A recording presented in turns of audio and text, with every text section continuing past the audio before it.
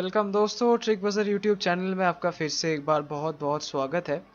और जैसे कि मैंने पिछले वीडियो में आपको बोला था कि एक्चुअली पिछले वीडियो का ही पार्ट 2 में आपको जो भी कंसेप्ट मैंने पढ़ा है उसका आपको एप्लीकेशन देखने को मिलेगा। और इस वीडियो में लास्ट में यार हम कोशिश करेंगे कि आपको थोड़ा सा एक एल्गोरिदम टाइप का दिया जाए ताकि आपको इजी अंडरस्टैंड करने के लिए इजी हो और क्वेश्चन बनाने के लिए भी आपको थोड़ा सा मदद मिले। तो पहले हम क्या करेंगे, इस सवाल का सलूशन ढूंढेंगे और उसी सलूशन को देखते हुए हम यहाँ पर यहाँ पर दिख रहा होगा आपको कि how to get the solution. यहाँ पे हम उसी स्टेप्स को लिखेंगे जो हमने फॉलो किया है। ओके, सो चलिए यहाँ पे पहले हम सलूशन स्टार्ट करते हैं।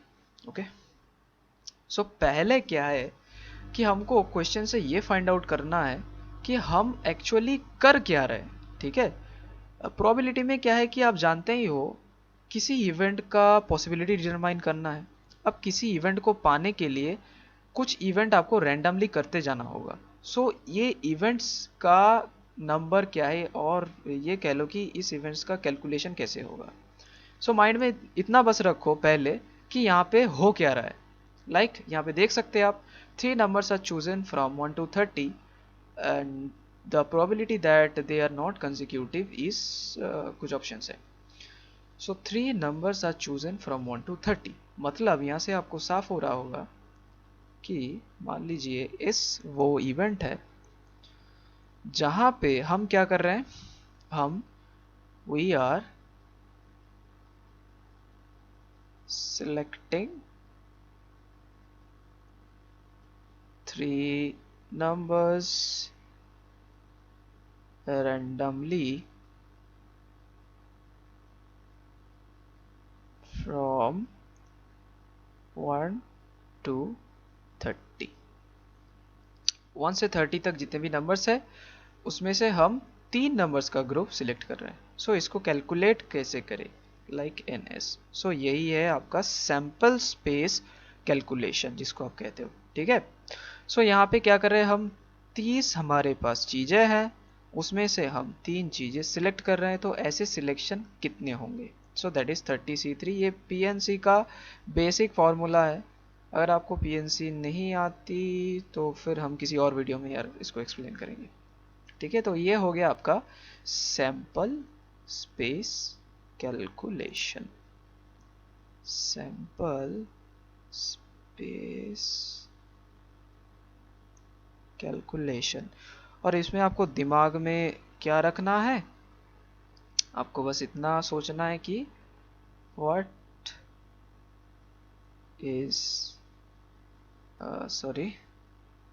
Is to be done here. यहाँ पे हम करें क्या। ठीक है, ऐसे इवेंट को फाइंड करने की कोशिश करिए। अब आपको क्या करना होगा, अब आपको वो इवेंट फाइंड आउट करना होगा जो आप चाहते हो। अब मैं यहाँ पे आपको एक चीज़ बता रहा हूँ कि कभी कभी ऐसा होगा जो आप चाहते हो उसको कैलकुलेट करने से जो आप नहीं चाहते उसको कैलकुलेट करना इजी हो जाएगा। अब उसको हम कैसे इस्तेमाल करें वो मैं बता रहा हूँ। पहले ये बता दूँ कि यहाँ पे देखो, that they are not consecutive, मतलब मैं इफ़ मान लो एक इवेंट है, सॉरी, if मान लो एक इवेंट है, if is such like 3 numbers are not consecutive। अब देखो 30 नंबर्स है हमारे पास, तो ऐसे चीज़ों को कैलकुलेट करना, लाइक ऐसे ऐसे ग्रुप मान लो 1 3 5 3 5 9 12 16 18, ऐसे तो कई सारे होंगे ना। 30 नंबर से अब कोई भी बंदा आके कुछ भी कह सकता है, बहुत सारे चीज़ें होंगे। तो इससे बेहतर है हम इसको फाइंड आउट करें, क्योंकि ये जो है इसको हम इजीली कैलकुलेट कर सकते हैं। Like 3 numbers are consecutive.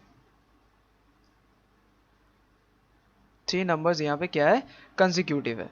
Like 1 2 3 या फिर 2 3 4। तो यहाँ पे आप खुद सोच के देखो यार, यहाँ पे क्या है कि जो सिलेक्शंस है आपके पास उसमें कहीं ना कहीं एक आपको मतलब वो अरेंजमेंट या फिर ऑर्गेनाइजेशन दिख रहा होगा, इसीलिए हम इस इवेंट को चूज़ किया है, ना कि ये। हालांकि हमको इसका प्रोबेबिलिटी कैलकुलेट करना है, लेकिन हम कैसे करेंगे वो मैं आपको अभी बताता हूँ। तो अब क्या है कि हमें एन ई निकालना है, मतलब जिस इवेंट का नंबर्स हमको चाहिए, जिस इवेंट का कैलकुलेशन करना है वही है N E, the numbers of E कह लो। सो एन ई कैसे कैलकुलेट करें, जैसे कि यहाँ पे आप देख सकते हो कि 1 2 3 2 3 4, इसको हम पहले लॉजिकली कैलकुलेट करते हैं, 1 2 3 या फिर 2 3 4 या फिर 4 5 6, ऐसे ऐसे ये चलता रहेगा।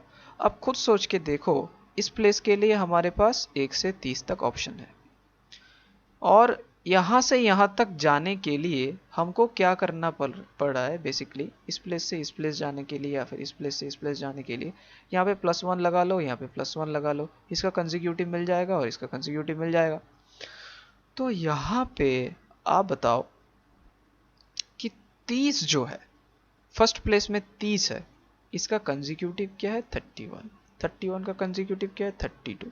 लेकिन हमको कहा गया है कि भाई तुम्हारे पास 1 से 30 ही ऑप्शन है, उसके बाहर कुछ नहीं है, तो ये सिलेक्शन हमारे नहीं चलेगा।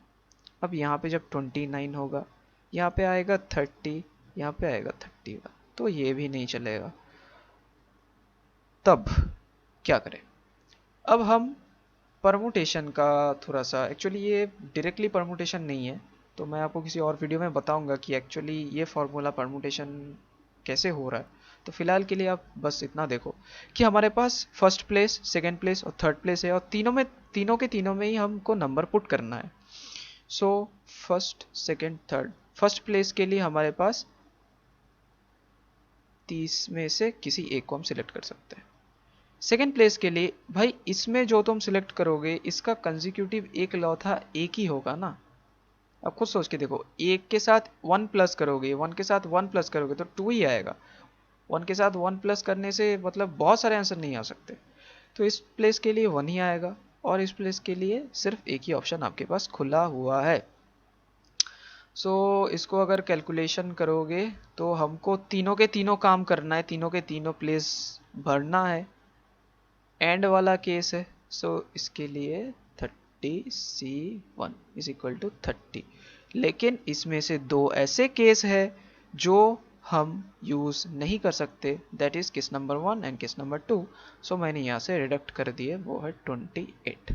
सो हमारे पास N E is equal to आ गया 28, ठीक है। लेकिन भाई साहब हमको चाहिए P F, and P F actually में क्या है, पी एफ है N F by N S. अब जानते हो ये है बेसिक डेफिनेशन ऑफ प्रोबेबिलिटी, उसी को हम यूज़ किया है, लेकिन एन एफ तो हमारे पास नहीं है, तो एन एफ को कैलकुलेट कैसे करें? देखो, सैंपल स्पेस जो है उसमें हमने 1 से 30 तक जितने भी नंबर्स है उसको बस 3 3 करके सिलेक्ट करते गए। उसमें हमने ये नहीं देखा कि भाई किसमें से रैंडम किसमें से कंसेक्यूटिव है, किसमें से कंसेक्यूटिव है नहीं, उसको हमने देखा भी नहीं है। तो मैं सैंपल स्पेस को तो ऐसे लिख सकता हूँ ना कि हमने 30 में से 3 3 करके जो ग्रुप बनाए उसमें कुछ है जो कंसेक्यूटिव है, कुछ है जो कंसेक्यूटिव है, और कुछ जो है वो नॉन कंसेक्यूटिव है, नॉन कंसेक्यूटिव है। तो हम क्या करते हैं भाई, हम ये करते हैं कि प्रोबेबिलिटी ऑफ एस लिखते हैं, फिर प्रोबेबिलिटी ऑफ ई लिखते हैं, फिर प्रोबेबिलिटी ऑफ एफ लिखते हैं। अब आप खुद सोच के देखो, पी एस को अगर आप तोड़ोगे तो क्या निकल के आएगा भाई, पी एस को अगर आप तोड़ोगे तो 1 आएगा, क्योंकि N S by N S आ जाएगा ना, लाइक एन एस नीचे तो हमेशा सैंपल स्पेस है, अब सैंपल स्पेस को सैंपल स्पेस से ही डिवाइड मारोगे तो 1 आ जाएगा, ठीक है। अब हमको चाहिए पी एफ, सो हमने क्या किया, 1 से रिडक्ट कर दिया, 1 minus P E, okay. So P E that is equal to N E by N S. N E हमारे पास है और NS भी हमारे पास है। सो यहाँ पे अगर आप कैलकुलेट करोगे तो ये आपके पास आंसर आ जाएगा, और PF आ जाएगा आपके पास 1 minus 145, that is equal to 144 by 145। Okay, so ये हमारे पास आंसर आ गया। और कौन सा है भाई? बी है, पहले से ही टिक किया है, जो भी है छोड़ो। सो हम यहाँ पे एक एक स्टेप कम से कम लैंग्वेज में लिखने की कोशिश करते हैं। तो पहले हमने क्या किया भाई? पहले हम identification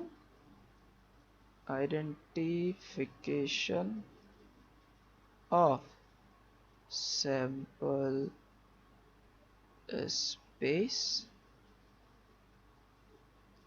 and calculation of NS, that is the amount number of sample space कह लो। अब B क्या है? Identification of favourable event. पहले आप हमेशा फेवरेबल इवेंट को ढूंढने की कोशिश करो, फिर देखो, यहाँ पे मैं लिख देता हूँ, if it is not if it is not easy to calculate, if it is not easy to calculate, then go for unfavorable। Calculate कर लो जो हमने यहाँ पर ई कैलकुलेट किया, और क्या करो? And use reverse logic. Reverse logic बोले तो हमने लास्ट में जो यूज किया ना, 1 माइनस पी एफ वाला, वही है रिवर्स लॉजिक। और आगे चल के रिवर्स लॉजिक बहुत काम आने वाला है, तो मैं वहाँ पे डिटेलली आपको दिखा दूंगा। ठीक है, सी क्या करना है भाई? सी क्या करना है? सी क्या करना है? सी करना है कि calculation of probability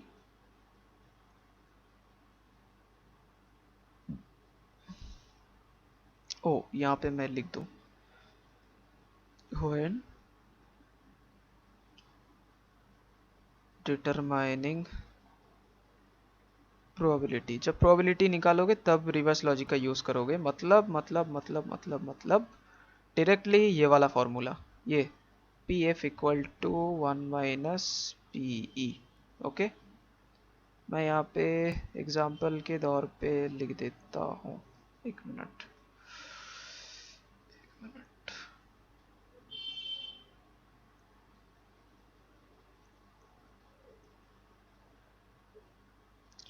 Eg Pf is equal to 1 minus Pe. Okay, then the calculation of probability, final calculation जो है वो वाला, मतलब आपका फाइनल आंसर। सो ये थोड़ा सा मैंने कोशिश किया आपको स्टेप वाइज बताने के लिए, और जब आपका एक्सपर्टीज बढ़ता जाएगा, आप प्रोबेबिलिटी को अच्छे से आपका पकड़ बन जाएगा, तो आपको ये सब स्टेप्स याद करने की कोई ज़रूरत नहीं है। बस ये ध्यान में रखना कि जब आप इवेंट को डिस्क्राइब करोगे, इवेंट को यूज़ करोगे कैलकुलेशन करने के लिए, तो बस ये पार्ट ध्यान में रखना।